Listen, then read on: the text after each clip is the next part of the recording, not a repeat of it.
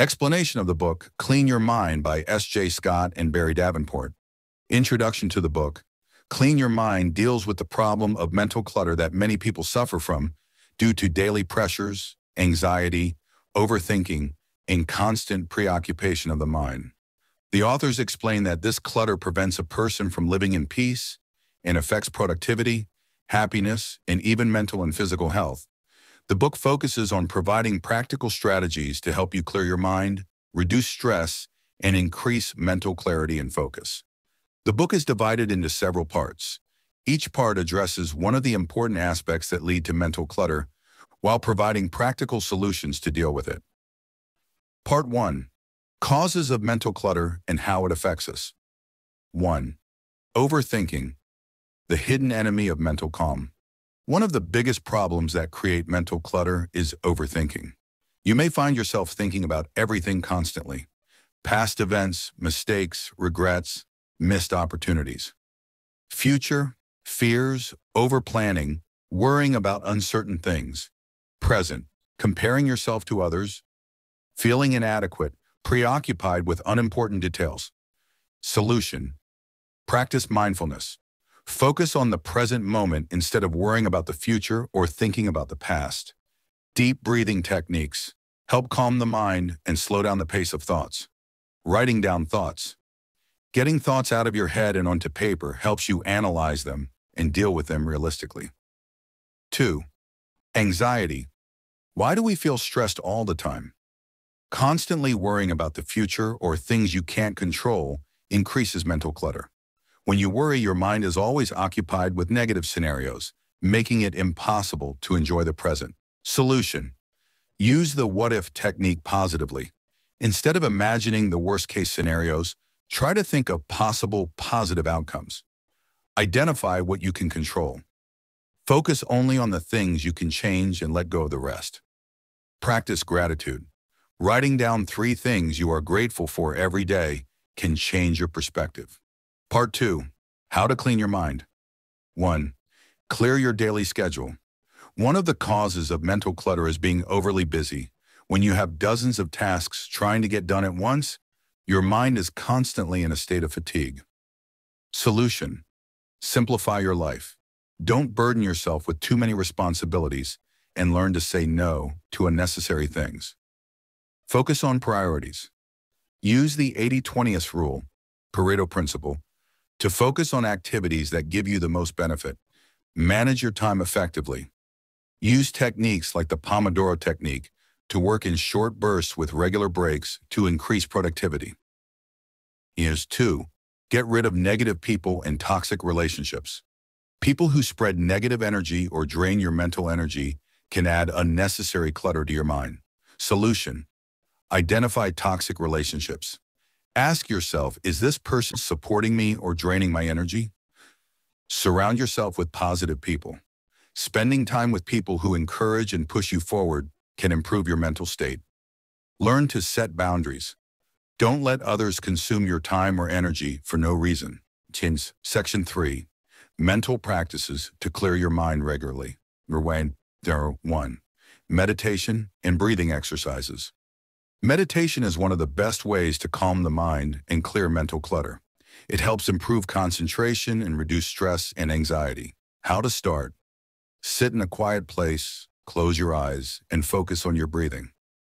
When you notice your mind starting to think, simply return your focus to your breathing. Start with 5 minutes a day and gradually increase the time. 2. Exercise regularly. Physical activity not only improves your physical health, it also helps improve mental clarity and reduce stress. The best exercises for the mind?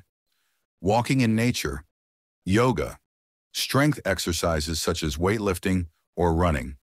3. Journaling. Getting your thoughts out of your head and onto paper can be an effective way to organize your mind and get rid of disturbing thoughts.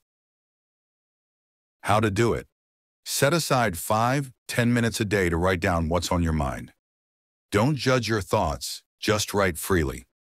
You can try writing a list of what worries me and then review it after a couple of days to see if it's still worth worrying about. Section 4. Reprogramming your mind for a calm mindset. 1. Get rid of negative habits. There are daily habits that increase mental chaos, such as spending too much time on social media or constantly following negative news. The solution? Reduce screen time. Set specific times to check your phone instead of randomly browsing. Avoid excessive negative news.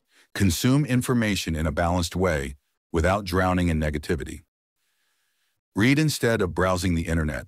Reading useful books can be a great alternative to chaotic digital consumption. 2. Build a mindset of gratitude and positivity. When you focus on the positives instead of the negatives, you will find that your mind becomes calmer and more peaceful. Ways to enhance gratitude. Write down 3 things a day that you are grateful for. Share gratitude with others, whether through a thank you note or by saying something positive to them. Reflect on the good things that happened during your day before bed. Conclusion. How to keep your mind clean for life. Cleaning your mind is not something you do once and then you're done. It's an ongoing process that you need to commit to. The key is to continue practicing healthy mental habits and to get rid of mental clutter as it accumulates. Final tips. Set aside time each day to practice meditation or relaxation. Be more aware of the things that drain your mental energy. Make sure to get rid of negative habits and negative people. Don't hide your feelings, but express them in a healthy way. Enjoy the moment instead of worrying about the future. If you adhere to these principles, you will find that your mind becomes calmer and more focused, and you will feel an increase in mental clarity and psychological comfort. The book Clean Your Mind includes several stories that embody the concepts it discusses about how to get rid of mental clutter and clean the mind. I will review the most prominent stories mentioned by the authors in the book in detail. 1. Mark's story, Constant Anxiety About the Future. Mark was an employee in a major company, but he suffered from chronic anxiety. He was always thinking about the future. What if he lost his job? What if he failed to achieve his goals? What would his life look like in 10 years? His mind was preoccupied with all possible negative scenarios. How did this affect his life? He began to feel very mentally tired. His daily life became a series of fears and negative expectations. Even when he was enjoying his time with his family, his mind was swimming and thinking about the future, which made him miss moments of rest. How did Mark change his life? Mark learned the mindfulness technique from the book, where he began to allocate a few minutes every day to focus on the present moment only. He began to manage negative thoughts through logical challenge. He asked himself, what could actually happen? And he found that most of the fears were exaggerated. He started setting clear boundaries for when he would be busy with the future and allocated specific times to plan for the future, instead of thinking about it all the time. This helped him significantly reduce his anxiety and regain inner peace. 2.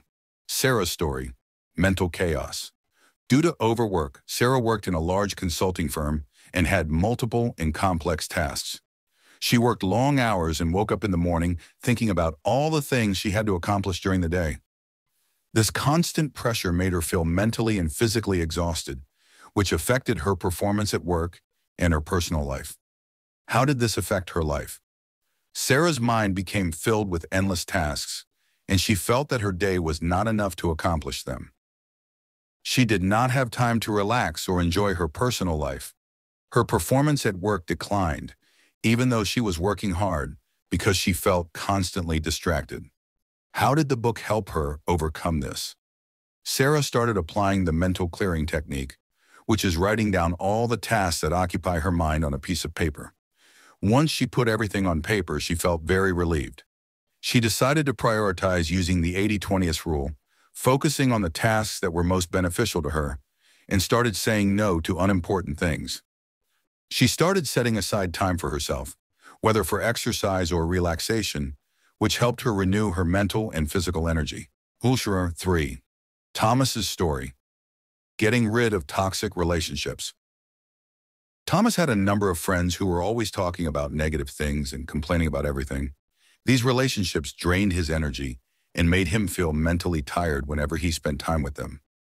He was unable to think clearly after these meetings, and he felt constantly frustrated. How did this affect Thomas? Thomas began to feel that his life was filled with negative energy. He began to move away from positive thinking and was more prone to anxiety and stress because of his friends' constant talk about their problems. He was unable to enjoy his own successes because he was always busy with other people's problems. How did Thomas change his life? Taking the book's advice on toxic relationships, he began to distance himself from people who didn't provide him with positive support. He learned to set more boundaries with those around him and became more selective about the people he spent time with.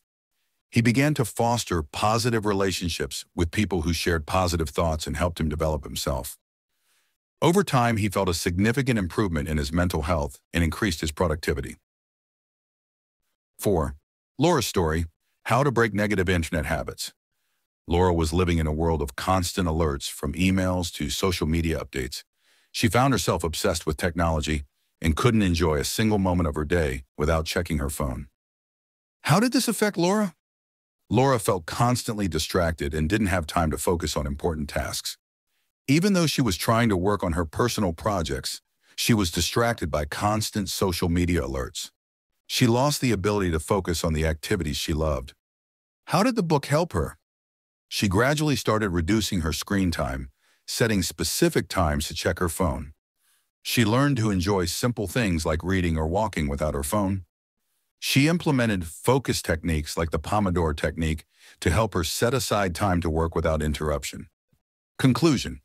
The stories in the book highlight how mental clutter can affect different aspects of life, but by adopting some techniques like meditation, time management, relationship management, and reducing your attachment to technology, one can achieve significant improvements in their mental health and productivity.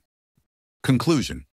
The stories in the book highlight how mental clutter can affect different aspects of life, but by adopting some techniques like meditation, time management, relationship management, and reducing your attachment to technology, one can achieve significant improvements in their mental health and productivity.